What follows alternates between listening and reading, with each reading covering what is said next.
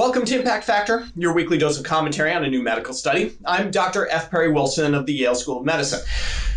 It's been a rough few months, folks. I'm not going to lie. Over the past 12 weeks, 11 of these Impact Factor episodes have been devoted to coronavirus stories. Now, as the nation tries to grapple with a potentially rebounding epidemic as well as with the health and welfare-based sequela of 4 centuries of racism, my expectations for the future have been growing pretty bleak.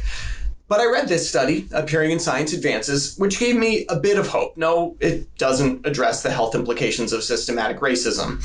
It doesn't promise a new treatment for COVID-19. What it does is remind us that fundamentally, humans are creatures who take care of each other. This paper examines the mystery of prosocial behavior in humans. Prosocial behaviors are those that benefit someone else even when it hurts ourselves. They are the behaviors that knit society together, that keep us from killing and beating each other, and that keep us wearing masks to protect others even when it's inconvenient to us. Humans can be prosocial for a variety of reasons. The authors identify 4 major drivers. You may give to someone else because that person gave to you in the past, direct reciprocity. You may give to someone else because a third person had previously given to you, general reciprocity, or paying it forward. You may give to someone else because a third person is watching and you're hoping to get something in the future, reputational giving, or you may give to someone else because you saw them give to a third person. That's rewarding reputation. Undiscussed but present in the paper is a 5th condition. You may give to someone else for no reason at all, or maybe just because it feels good. Sometimes this is referred to as warm glow altruism. Many studies have documented that these 4 conditions are associated with giving, but until now, no one has really tried to integrate all of them, which is what actually happens in real life. For example, let's say there's someone who's really mean and selfish, never giving to anyone, but he then gives you a gift. Will you reward that behavior? Will the direct reciprocity trump his bad general reputation? The experimental design is pretty clever. Internet users from Amazon's Mechanical Turk were assigned tokens that they could give to other individuals. Although, in reality, these other individuals were artificial to allow the researchers to vary their behavior. They were told that the more tokens they had in the end, the more they would be paid in real dollars. So there was a strong incentive to hoard, but also to make these other people happy so that they might give more to you.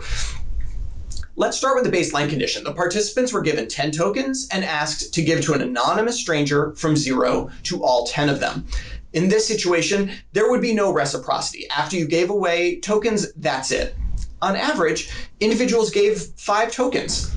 I just want to point out that that's nice. This is how we behave with no expectation of payback. This is just warm glow altruism. Now, what if the person you give to will then have the opportunity to give back to you? Well, in that case, people tended to give a bit more, but not much, about 5.5 tokens.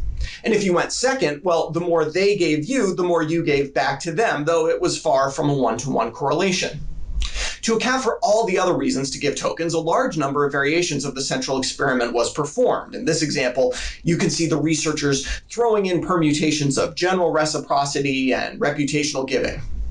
The interesting finding was that virtually all the modes of altruism were robust to variation in the other modes. The only exception was in the example I gave you earlier. When you are giving to someone after they have given to you, it doesn't matter what they've done for other people. Now, you could look at these findings cynically, that all this giving is really just to get something back in return. But I don't see it that way. First of all, we know that even with no expectation of return, individuals were willing to give to random strangers on the internet. Moreover, the fact that all these modes of giving are operating largely independently tells us something about what it means to be human. We are highly social creatures, capable of integrating vast amounts of social information effortlessly before we engage in a behavior. This study is missing one thing, though. Since the participants were nominally giving to strangers on the internet, there was no in-group phenomenon. Imagine if the participants were told that the random strangers were Republicans or Democrats or black or white. Would the results be the same? Does our drive to help each other translate across the boundaries we erect around ourselves? I hope it does. A natural experiment to that effect is happening all around us right now. For Medscape, I'm Perry Wilson.